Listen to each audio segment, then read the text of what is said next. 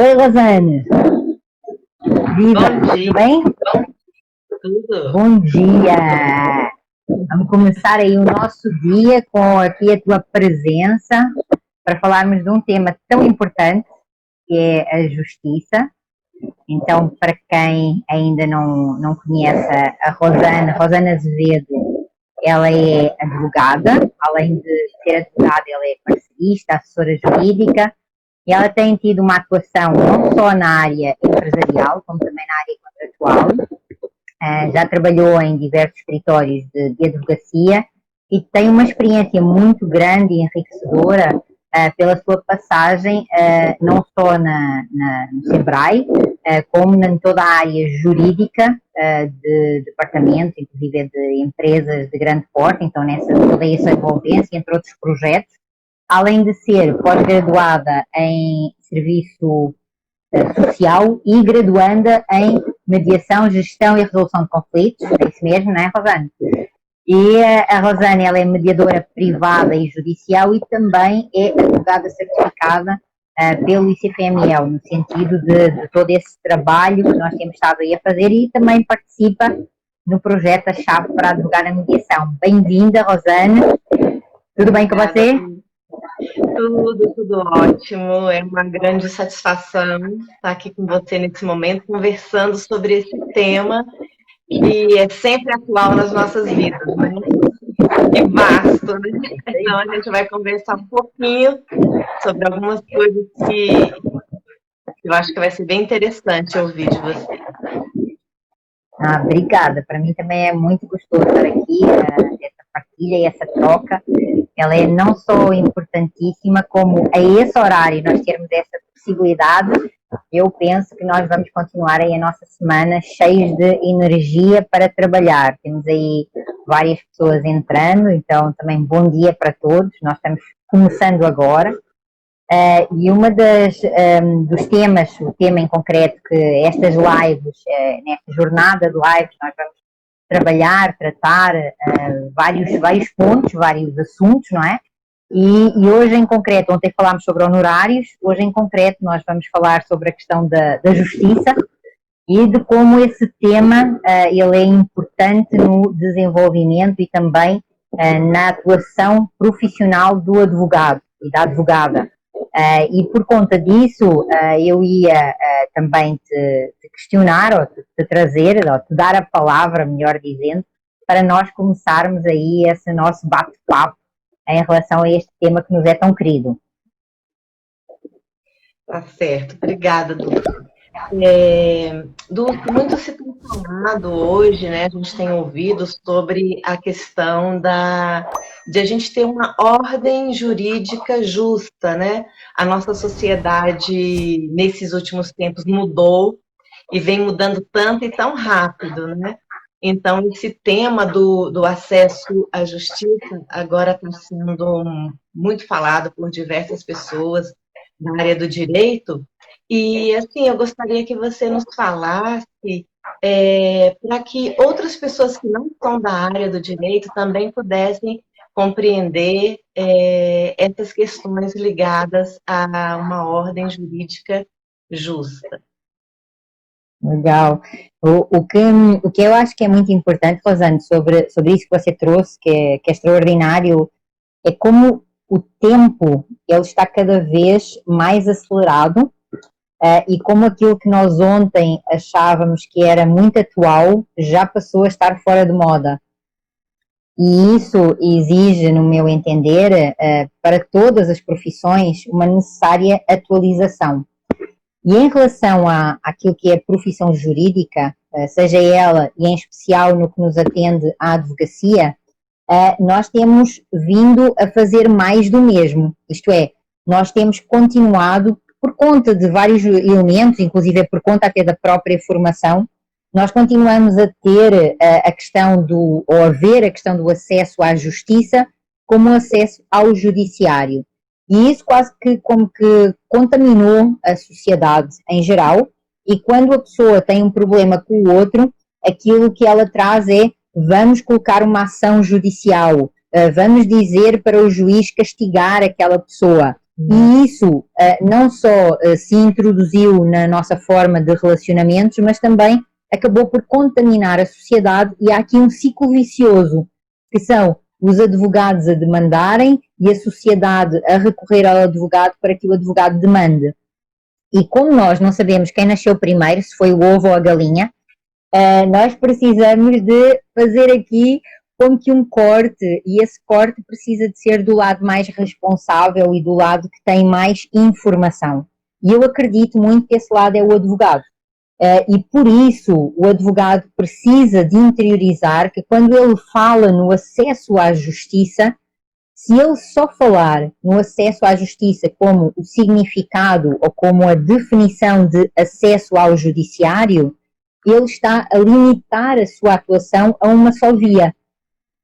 Quando, na verdade, o acesso à justiça, ele precisa de ser o acesso a algo que, em relação àquele contexto, em relação àquelas pessoas, àquela situação, traga essa sensação de justiça, de tratamento, de igualdade, com equidade, daquela situação em particular, daquela situação em concreto.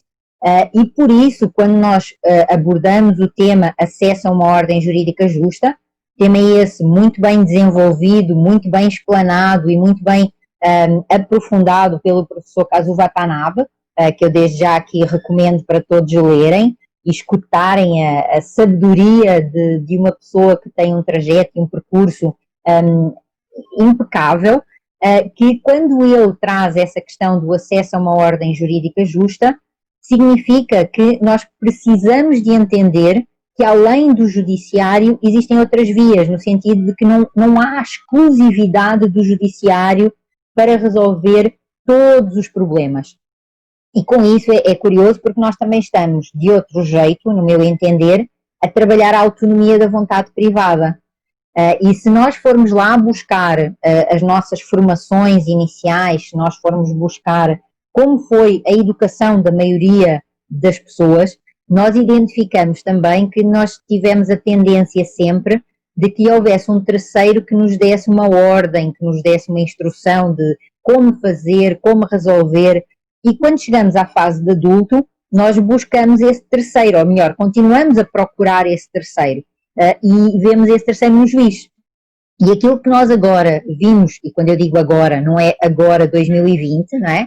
Aquilo que nós vimos a trabalhar já há muitos anos, há décadas, que vimos, não só nós, mas outros antes de nós fizeram um trabalho notável para nós estarmos onde estamos hoje, aquilo que acontece é que nós estamos a fazer essa virada, essa mudança de chave. E nessa virada, nessa mudança de chave, nós estamos a conseguir alcançar que precisamos de entender com maior profundidade esse conceito de acesso a uma ordem jurídica justa, que o professor Kazuo nos traz. Para quê? Para nós conseguirmos ver a amplitude, a abundância de processos e de formas para resolver os conflitos. Quer os próprios advogados e advogadas, quer também todos os outros operadores do direito e a sociedade em geral. Sim, muito bom, Dulce, você está trazendo isso, né? Essa questão da ordem jurídica justa, né? Do professor Watanabe. Então, assim, a gente pode ver que nós temos essa abundância, né? Que você falou. São várias portas. Então, antes da gente ir direto ao judiciário, nós podemos, como advogados, avaliar, né? Somos assim como estrategistas nesse sentido, de conhecer o nosso cliente, saber de fato quais são as necessidades dele e traçar com ele uma estratégia que efetivamente vai atender as necessidades dele, resolver as questões que ele está trazendo para o advogado. E nesse sentido, Dulce, se você tivesse assim, uma gravação, como é que você traria essas portas? Quais são essas portas? Além do judiciário. Aí eu tenho trabalhado muito no sentido de que as pessoas enxerguem a quantidade de vias. Tem um conceito desenvolvido por um norte-americano, ele nos fala no multiportas. Mas o sistema multiportas, ele é um sistema que ainda assim ele é dentro do judiciário. Isto é, o conceito multiportas que nos é trazido por esse autor americano, aquilo que ele nos vem dizer é que a pessoa entraria na porta do judiciário e dentro dessa porta ela teria várias formas, era como se fosse feito um diagnóstico prévio e aí ela teria várias portas de entrada. No caso do Brasil, ela teria a porta da conciliação, a porta da mediação ou a própria porta do judiciário em si, no sentido do juiz avaliar e decidir a situação. Aquilo que eu tenho vindo a trazer é que, para além dessas multiportas, e em especial na advocacia, nós temos várias vias. Isto é, nós em primeiro lugar temos a via judicial e temos a via extrajudicial. E essa é a primeira definição que o advogado consensual e que o advogado da modernidade, o advogado contemporâneo, ele precisa de enxergar. E com isso, ele já está a identificar a abundância de processos, a abundância de vias, de formas onde ele pode resolver efetivamente a questão do seu cliente. Dentro dessas vias, eu traria aí 5 pelo menos. Primeiro, aquela que é a que precisa de ser a principal, que é a via da negociação. O advogado, hoje, ele não pode continuar a fazer uma negociação intuitiva, ele precisa de fazer uma negociação técnica, uma negociação especializada, uma negociação com preparação e com estratégia. Além dessa via da negociação, ele tem também a via da mediação, que ele pode trazer e auxiliar-se de um terceiro para conseguir alcançar determinados objetivos. Se, e dependendo dos casos, das características e do contexto da situação, ele pode também recorrer à conciliação. E também ainda tem, pelo menos, a arbitragem e o próprio judiciário. Então, com isso, existem aqui várias vias que os advogados, hoje em dia, eles podem e devem se profissionalizar, devem se especializar e entender que todos eles são processos.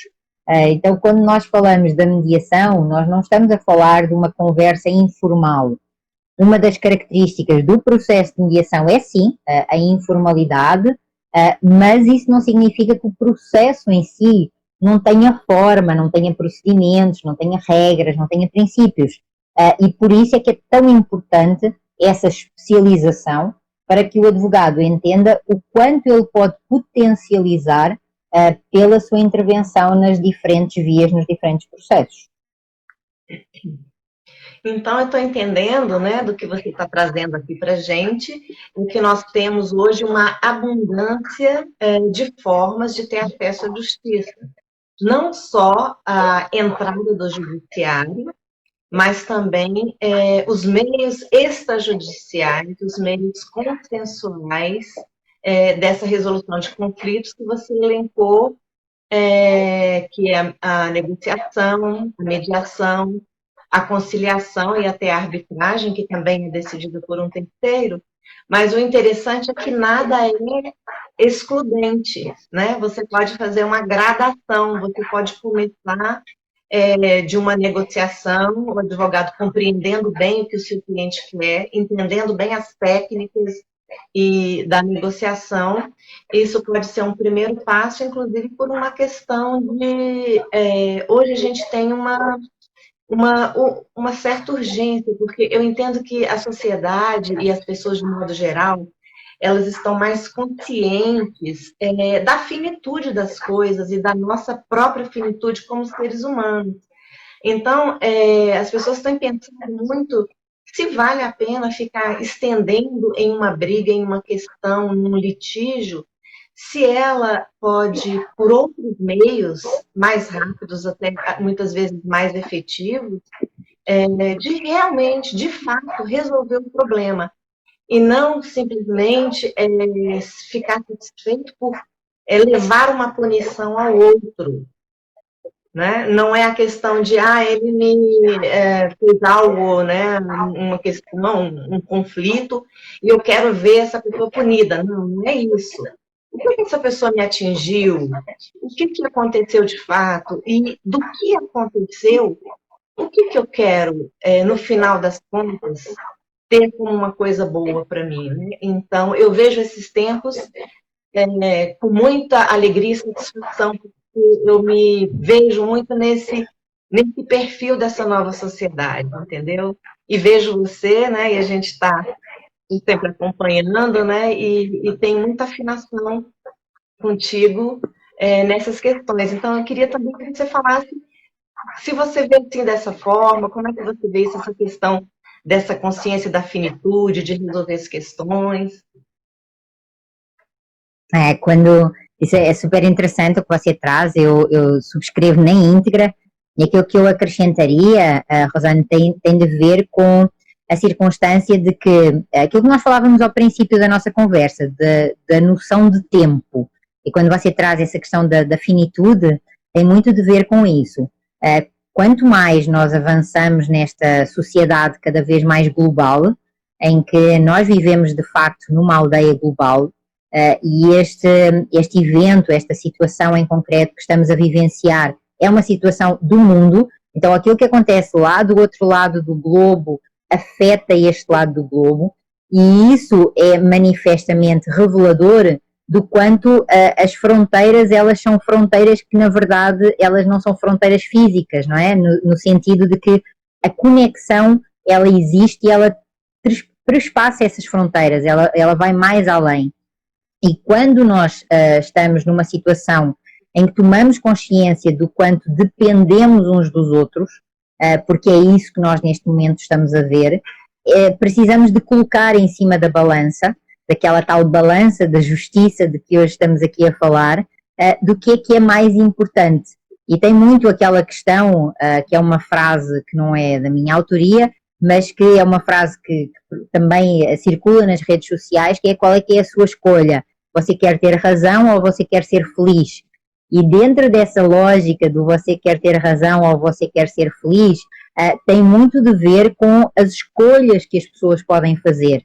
E é aí, nesse ponto em concreto, que eu penso que é necessário que o advogado seja cada vez mais consciente daquilo que ele pode oferecer ao seu cliente e daquilo que com essa oferta desse serviço de maior qualidade, com uma maior personalização, ele vai estar a fidelizar também mais o seu cliente. E isso é algo que cada vez mais se sente. Eu ainda ontem eu falava, mas penso que também tem muito a ver com o nosso tema de hoje, que é a circunstância da inteligência artificial. A inteligência artificial, o ano passado, muitas das palestras onde eu estava presente, em que outros palestrantes falavam da inteligência artificial, eles diziam que a advocacia era uma profissão sem futuro, que os advogados iam deixar de existir porque a inteligência artificial vinha aí tomar conta. E aquilo que acontece é que nós passamos por este evento que tem consequências nas vidas das pessoas singulares e jurídicas, e aquilo que essas pessoas procuraram não foi a inteligência artificial para resolver os seus problemas. Aquilo que as pessoas procuram é um advogado em quem elas tenham confiança, esse advogado seja um advogado que consegue efetivamente resolver aquela demanda, resolver aquela situação. E o que é que ele procura? Ele procura celeridade, ele procura economia, ele procura praticidade e ele quer continuar a sua vida. E daí também o advogado precisa de se perguntar, quando ele é consultado, o que é que ele também quer ser. Ele quer atuar como parte do problema ou ele quer atuar como resolvedor, ou seja, ele quer resolver o problema ou ele quer ser parte do mesmo. E é isso que nós precisamos aqui de nos consciencializar para entender qual essa postura e essa transformação que estamos a ter. E que estamos também a fazer o quê? Com isso nós estamos a fazer uma transformação social. E nessa transformação social, aquilo que também é uma das questões que a internet nos trouxe. A internet trouxe-nos o imediatismo. Acho que todos nós, num determinado momento, já clicámos na tecla Enter, e se a tecla Enter não faz aquela função, nós começamos impacientes a Enter, Enter, Enter, Enter. Porquê? Porque a ansiedade, ela está cada vez maior, porque a exigência da tecnologia, ela está a demandar muito de nós. Eu acho que nunca trabalhei tanto na vida como por conta desta situação. E não sou só eu a ter essa percepção. Muitos colegas dizem a mesma coisa. E aí a pergunta é: o que é que isso significa nas nossas vidas e como é que nós estamos a ser parte desta mudança da qual talvez nem tínhamos verdadeira consciência? Porque como nós somos parte da resolução, como nós somos parte daquilo que está de facto a acontecer, nós não temos tempo para nos enxergar, nós não temos tempo para nos ver de fora. E por isso é que é tão interessante, do meu ponto de vista, cada vez mais o advogado se forçar, cada vez mais as advogadas se obrigarem a ter ou uma visão externa, ou pelo menos a abrirem o seu campo de visão, para com isso elas saírem daquilo que é o automático. Porque se nós continuamos no automático, nós não criamos novidade, nós não criamos inovação. Nós estamos a fazer mais do mesmo. E mais do mesmo significa ter o mesmo resultado ou pior, não é? Porque os processos eles vão ficando obsolentos, os processos eles vão se desatualizando. E hoje em dia nós sabemos, lá em março eu escrevi que a advocacia litigante está de quarentena, assim como alguns prazos do judiciário. Mas essa outra advocacia, que é a advocacia consensual, ela existe, ela tem um campo super fértil e ela é imune a esses vírus. Porquê? Porque ela tem autonomia da vontade, porque ela tem uma decisão informada, porque ela tem o poder de escolher. Então, tudo isso são questões que são necessárias nós entendermos para também nos motivarmos, porque quando existe uma crise, não é? Nós podemos entrar em pânico e ter medo, óbvio, é uma reação natural, mas nós também podemos olhar para ela e dizer, olha, está aí uma oportunidade e uma obrigação quase de fazer diferente. E aí é colocar essas outras competências, além das competências jurídicas, que, óbvio, a advocacia tem que manter e tem que continuar a ter, mas desenvolver outras competências para agregar esse valor. Eu vejo isso dessa forma. Sim, e eu achei muito interessante, eu ri muito sozinha aqui quando você falou que a advocacia litigante estava de quarentena. Eu falei, muito uma pegada, assim, né? Porque realmente o mais continuou, né? Nós, exatamente o que você falou, a tecnologia, ela está aí para automatizar, né? Para agilizar, mas, na verdade, o que eu vejo de tudo que você falou é que o advogado ele precisa, nesse momento, fazer uma autorreflexão para justamente isso, não continuar fazendo mais do mesmo, né? Diante de dificuldades e novidades, como você falou, no primeiro momento a gente pode ficar um pouco paralisado, mas quando a gente começa a refletir sobre isso, a gente vê que isso é um campo fértil para mudanças. E, assim, o que eu vejo de tudo que você está falando com relação à advocacia é que o advogado hoje muito mais é um estrategista e também muito mais, o trabalho muito mais personalizado, porque justamente por todas essas vias que nós temos, e principalmente essa via extrajudicial que a gente vem trabalhando e que eu venho estudando tanto com você, é justamente essa questão da personalização. Você realmente vai ouvir o que aquela pessoa necessita e você vai buscar, né, as condições para fazer essa entrega da melhor forma possível, e a gente não pode se limitar ao judiciário nesse momento, que é uma porta importante, eu também entendo que ela é fundamental, mas as outras formas, elas, nessa nossa sociedade atual que a gente está falando, elas precisam coexistir.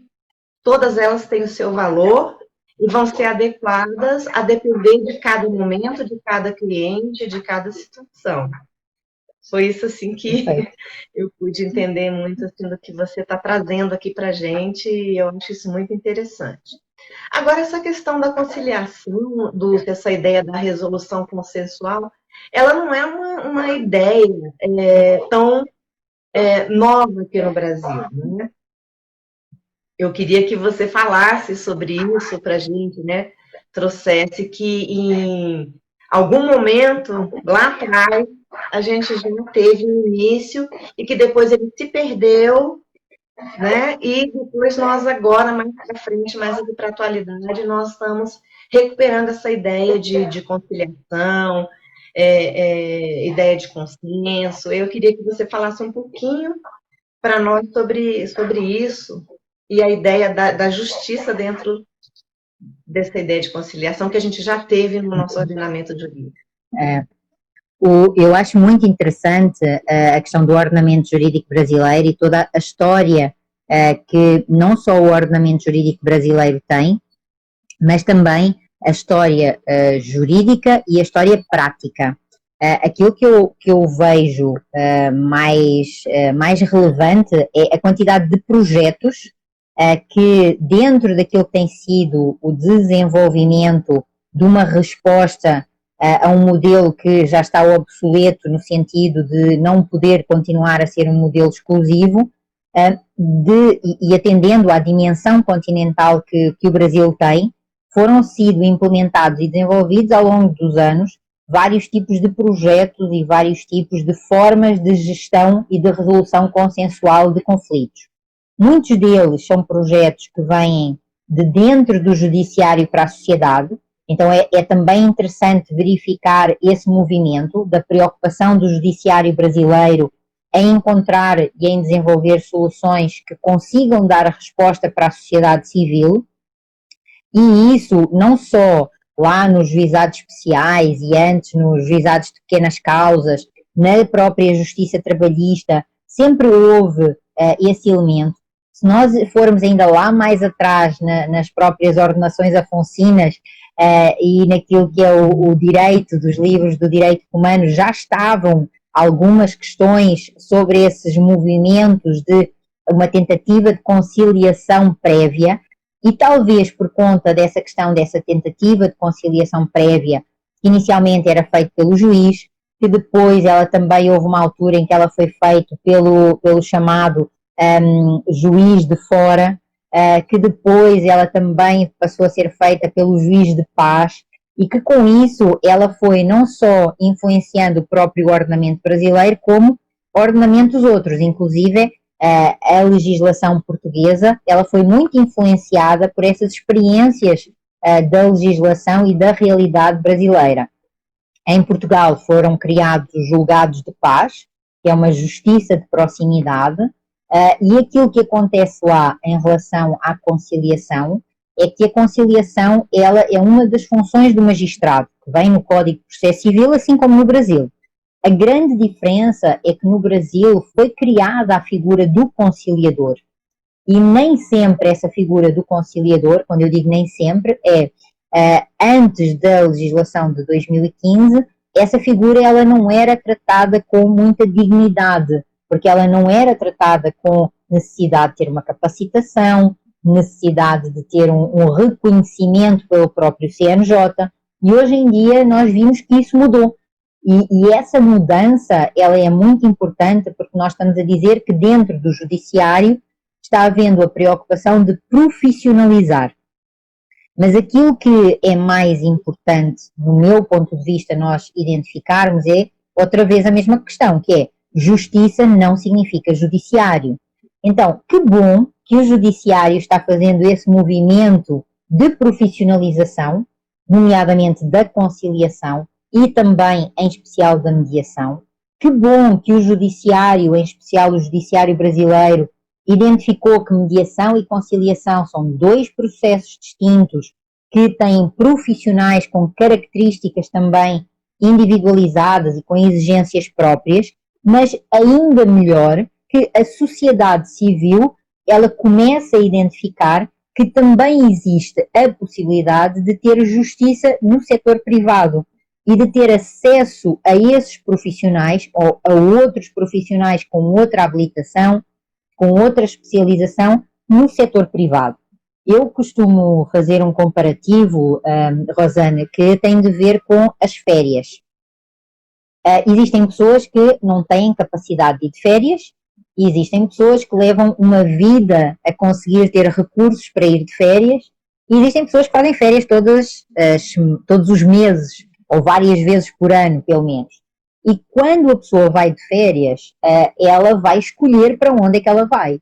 E ela pode ir para uma pensão, ela pode ir para um hotel com uma, duas estrelas, ou para uma pousada, ou ela pode ir para um hotel all inclusive, onde ela não tem qualquer tipo de preocupação. E isso vai depender de quê? Vai depender da sua carteira, óbvio, mas também vai depender do produto que ela procura. E é isso que nós precisamos de identificar, que quando falamos em conciliação, em mediação, e quando falamos em mediação e conciliação judicial, e quando falamos em mediação e conciliação privada, nós estamos a falar de quê? De prestações de serviços diferentes. Nós estamos a falar de profissionais distintos, com carreiras diferentes, que oferecem um serviço diferente. E com isso nós não precisamos de fazer comparações, dizendo que este é melhor que o outro. Aquilo que eu entendo é que nós devemos de classificar o que é que o nosso cliente procura e o que é que o nosso cliente pode ter e consegue ter acesso. Sendo que, inclusive, as próprias câmaras de mediação privada, se elas estiverem cadastradas no CNJ, se elas estiverem cadastradas no tribunal daquele determinado Estado, como uma câmara credenciada pelo tribunal, elas têm a obrigação, pelo Código de Processo Civil, de também prestar um percentual do seu serviço de forma gratuita para quem tem essa necessidade. Aquilo que me parece que não é nada correto é nós continuarmos a recorrer a um serviço de uma forma gratuita quando eu tenho possibilidade de pagar esse serviço. E isso significa que nós não estamos a tratar o princípio da igualdade com equidade. Isto é, justiça gratuita sim, mas justiça gratuita para quem tem as características e a necessidade de beneficiar dessa justiça gratuita. E com isso, esta questão desta evolução que nós temos tido da conciliação, da mediação, hoje eu vejo que cada vez mais nós estamos numa época, numa era de profissionalização, e que essa profissionalização também implica o quê? Um maior reconhecimento. Então, se nós estamos a falar de profissionalização, estamos a falar de reconhecimento, estamos a falar também de remuneração e estamos a falar de uma prática, de uma atividade de uma forma justa. Então vem aí outra vez a questão da justiça, que hoje é o nosso tema. Pois é, e isso que você vem falando só reforça essa questão da abundância de caminhos que a gente tem para buscar a justiça hoje. E eu vejo assim que o advogado, né, como indispensável à administração da justiça, pelo que vocês, né, também têm dito, é exatamente isso. Ele precisa conhecer, se abrir para todas essas possibilidades, profissionalizar-se, e nada é excludente, né? Isso, as coisas podem ser feitas escalonadas, né? E você pode se especializar em uma ou em várias dessas coisas. E também é muito importante isso que você tem trazido da questão da justiça, no sentido da oferecer a gratuidade de justiça realmente às pessoas que têm essa questão da necessidade, né, da hipossuficiência, que é o que a gente quer preservar, né, as pessoas que não têm condições. E também acaba também isso influenciando nas questões dos mediadores, né, que hoje têm realizado trabalhos nos tribunais para que os tribunais têm oferecido esse trabalho da mediação, mas essa não está sendo uma mediação remunerada, né, na sua maioria, pelo menos é o que eu tenho visto, não sei se você tem essa percepção. E então está um pouco, no meu ver, um pouco assim desvirtuado do que é essa prestação da justiça gratuita, né? Embora é um bom incentivo, é um grande incentivo, porque isso propiciou que mais pessoas pudessem conhecer a mediação, se beneficiar dela, né? Porque muitas vezes as pessoas não têm a compreensão do que é como você falou. E que eu vou repetir aqui, aquela questão não é um cafezinho na cafeteria da esquina. Ela exige técnicas, aprofundamento, né? Então é um trabalho técnico profissional, sim, ele precisa ser, entendo, valorizado, né? E que bom que a sociedade agora, as pessoas, de um modo geral, quando a gente pergunta, as pessoas já conhecem alguém que já foi à mediação, né, pelo menos conhece um pouco do que se trata esse instituto aí, que foi institucionalizado, né, em 2015 e no novo CPC. Então, é algo de muito valor, eu entendo. Né? E que o advogado precisa olhar mais para isso, o advogado litigante, olhar mais para os meios extrajudiciais e realmente fazer um atendimento. Eu acho que é muito mais rico para o advogado, eu acho que ele tem, inclusive, que se aprofundar mais, ele tem que se conhecer mais, ele tem que conhecer mais o cliente. Eu acho que é um trabalho, ao meu ver, muito mais instigante, muito mais interessante. Ele não é uma coisa assim massificada, que você pega uma petição e você vai adaptar a uma necessidade. Né? É uma coisa que você realmente vai conhecer qual é o problema e qual é a possível solução. E tentar chegar nela, né? Exatamente, eu ia te dizer, Rosane, porque daquilo que tem sido o seu percurso, que tem sido um percurso que eu tenho assistido e que tem sido um percurso muito notável daquilo que você tem feito em relação àquilo que é a tua competência, o desenvolvimento dessas competências e a verificação das mesmas. Aí eu vou aproveitar aí o gancho para te perguntar o testemunho que você poderia trazer daquilo que você tem realizado com o projeto A Chave para Advogar na Mediação. O que é que tem significado para ti? Sim, bom, nós nos conhecemos lá em 2017, quando eu fiz a minha certificação para advogar na mediação, né, pelo ICFML, e quando você lançou o projeto A Chave, eu fiquei bastante interessada, porque ele tem um conteúdo profundo e vasto, né? E você traz realmente para a gente uma questão que podemos ver que só quem vivenciou na prática, quem tem a teoria e tem a prática, pode fazer. Então, assim, eu digo que eu fiquei muito satisfeita e abriu muito os meus horizontes. Inclusive, conheci pessoas maravilhosas, né, nesse curso, que embora seja online, né, mas já tivemos oportunidade de fazer lives com pessoas do curso e troca de ideias. Então, é uma coisa fantástica, porque a gente conhece pessoas de norte a sul e vai formando assim um ciclo de amizade, um ciclo de respeito, um círculo de aprendizado.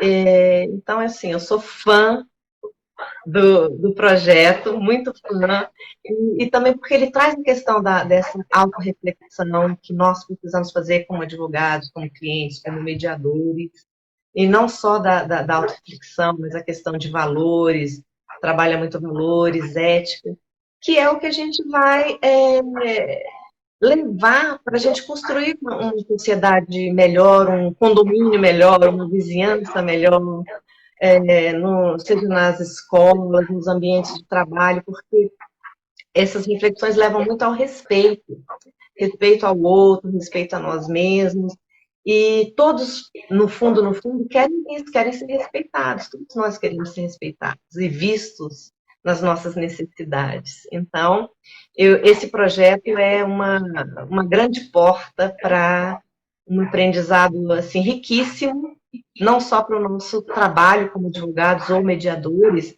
mas assim como informação mesmo de uma visão de uma sociedade melhor, porque a gente tem essa tecnologia aí que nós estamos na sociedade 4.0, correndo atrás dela, né, da sociedade 4.0, que é a automação das coisas, mas agora a gente já tem que olhar para o 5.0, que tudo isso só existe e só funciona e só é válido se trouxer bem-estar, se trouxer paz, se trouxer harmonia social. Então, a tecnologia, ela tem que servir à felicidade das pessoas, à satisfação das pessoas. E das pessoas, de um modo geral, né, da sociedade, dos cidadãos. Então, esse projeto me abriu para muitas coisas, para muitas reflexões, coisas que estavam até meio adormecidas, e que eu pude retomar esse contato. Então, assim, eu estou muito satisfeita hoje com a minha carreira, muito mais do que em qualquer momento da minha vida, graças a esse conhecimento e a poder, de fato, aplicar isso na prática e testemunhar que realmente é muito válido e é muito gratificante. Né? E eu tenho muito a agradecer, né? Porque você sabe que não é novidade nenhuma, que eu acompanho o seu trabalho, eu gosto muito da maneira como você trabalha, da maneira como você expõe as suas ideias. Então, eu sou como é que fala? Você é uma inspiração, realmente, para mim. Eu não estou falando isso só porque a gente está aqui ao vivo, é uma coisa que você sabe que é verdadeira aqui na nossa convivência, né? E agora, sim, eu não sei quanto tempo, e eu sei que você está controlando o tempo. Estamos aí a caminho do final. Vamos lá e continuar no nosso bate-papo, está maravilhoso. Estou adorando também. E assim, o que eu gostaria de ouvir de você, assim, pela sua experiência, com tantas pessoas que você já atendeu, tanto na mediação quanto na advocacia, o que o cliente tem esperado de nós, advogados, nesse contexto atual que a gente vem conversando? O que eles estão esperando que a gente possa oferecer para eles? Queria que você trouxesse isso aí para a gente já está quase encerrando, né? Mas trouxe essa visão aí do que as pessoas estão esperando dos seus advogados hoje. Eu diria que essa pergunta é a pergunta do 1 milhão, porque ela é uma pergunta muito desafiadora. Aquilo que eu acho mais interessante quando nós trabalhamos com conflitos é nós pensarmos de facto na necessidade de especialização do conflito. E nada melhor do que nós nos passarmos para a existência de alguém que tem um conflito. Quem tem um conflito, por regra, traz toda aquela raiva, todo aquele ódio, toda aquela frustração, toda aquela carga emocional típica de quem vive um conflito.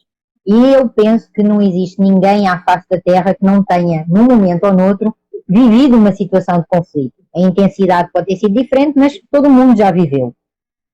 E a pergunta, de facto, é: o que é que uma pessoa que tem um conflito quer resolver? O que é que ela espera do advogado? Ela espera que o advogado vá resolver por ela.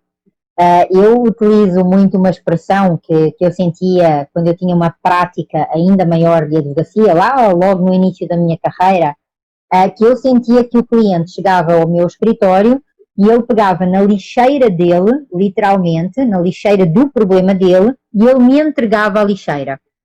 Como se eu fosse a pessoa que eu fosse resolver e limpar aquela lixeira para ele. E isso foi sendo um hábito, foi sendo um costume que nós próprios advogados fomos alimentando. Fomos aceitando essa lixeira e dizendo: sim, eu vou tratar dela. E aquilo que nós agora estamos a tomar consciência é de que, se aquela lixeira é da pessoa, só a pessoa vai conseguir resolvê-la. Porque por muito que eu tente encontrar uma solução para ela, só ela vai saber o que é de facto bom para ela. E é nesse sentido que este advogado que nós estamos aqui a falar e esta advogada que nós estamos aqui a construir, ela precisa de se reinventar, ela precisa de se reestruturar, de conhecer como ela pode atuar de uma forma diferente, como ela pode ser rentável, como ela pode ser sustentável. E isso significa ela desenvolver em si uma forma de, não é devolver ao cliente que, olha, o problema é teu, tu é que vais resolver, mas no sentido de preciso de entender melhor o seu conflito, para entender melhor quais é que são as motivações de quando você diz que quer destruir o outro, ou que quer que o outro sofra, ou que quer que o outro isto, ou que quer que o outro aquilo. Para quê? Para construir conjuntamente com o cliente, e eu penso que isto é o grande diferencial do advogado consensual, construir conjuntamente com o cliente, de uma forma compartilhada, quais é que vão ser as vias, quais é que vão ser as soluções para alcançar essa tal justiça que ele pretende.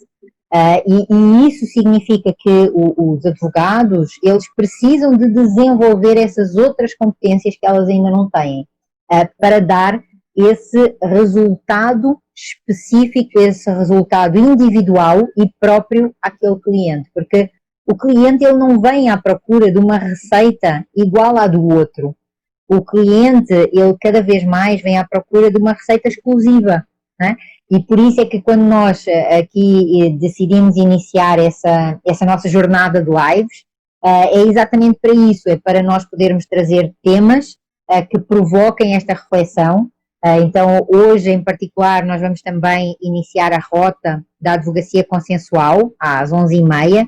Vamos aí iniciar 4 roteiros absolutamente ousados e que eu espero que as dicas que eu vou trazer, eles também permitam que sejam provocados insights e que seja provocada essa nova forma de pensar, porque eu acredito muito, Rosane, que quantos mais influenciarmos uns aos outros nesta forma diferente de gerir conflitos e de nos posicionarmos no conflito e de nos posicionarmos no mercado, maior vai ser também o trabalho da advocacia. Porquê? Porque aqueles conflitos que, por regra, não vinham para a advocacia, porque as pessoas já associavam a advocacia ao judiciário, vão passar a vir. E por isso é que eu acredito muito na abundância. Por isso é que eu acredito muito que há trabalho para toda a gente, que a advocacia e a mediação, elas são atividades que se podem complementar muito, que quantos mais advogados conhecerem do processo de mediação, melhores eles vão ser na negociação, mas também mais espertos eles vão ser no sentido de identificarem quais os processos que são mediáveis, quais os processos que precisam de mediação, e da mesma forma os mediadores vão se profissionalizar nessa vertente que é a mediação para também trazerem para o advogado um trabalho de qualidade em que todos vão ser protagonistas. Essa é uma das, digamos assim, dos chavões que eu defendo, não só a questão da abundância, mas também a questão do protagonismo de todos os intervenientes. Então, nos meios consensuais, o cliente é o protagonista. Porque, primeiro, é ele que paga, e, portanto, ele precisa de ter esse protagonismo.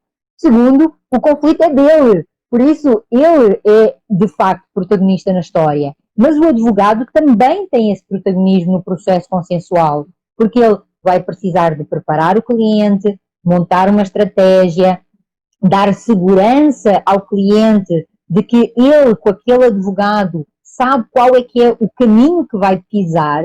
Ele não vai ser surpreendido num processo de mediação com a pergunta como é que gostaria de ser tratado. Ele já vai começar a sua abertura a dizer o meu nome é Dulce e eu quero ser tratada por Dulce.